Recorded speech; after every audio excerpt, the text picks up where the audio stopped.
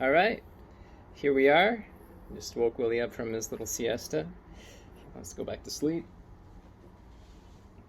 And it's been a while since we have posted anything new, and I felt like it was time to speak up.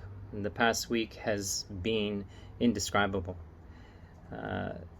Guilt, heartbreak, helplessness, all things that I feel as Willie and I sit in a comfortable, warm, safe place while those in Ukraine live in fear. We have spoken to many of our past volunteers, all of who have been forced out of their homes. The first city we visited in Ukraine back in 2016 is named Kharkiv.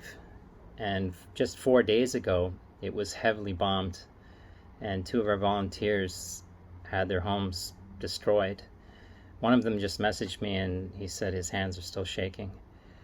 I can't even imagine what that feels like. Others who have stayed are now spending most of their time in bomb shelters.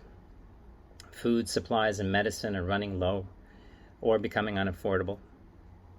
And at this point, I want you to think about the children that are still there in Ukraine, the children that our charity supports, many orphaned.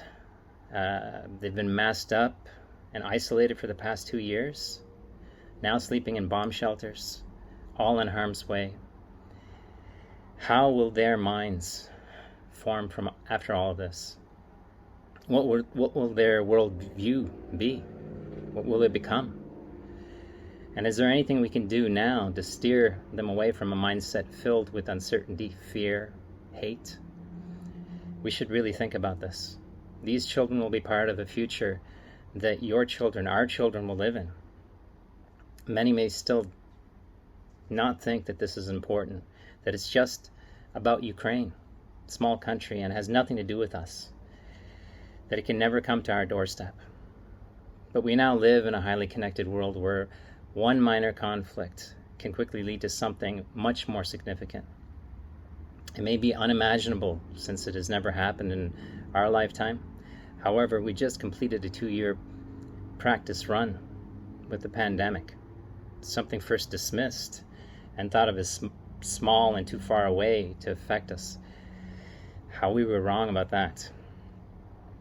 I was born in Canada, and at birth I had rights, privileges, and opportunities, and freedoms that most people in the world, they'll never have.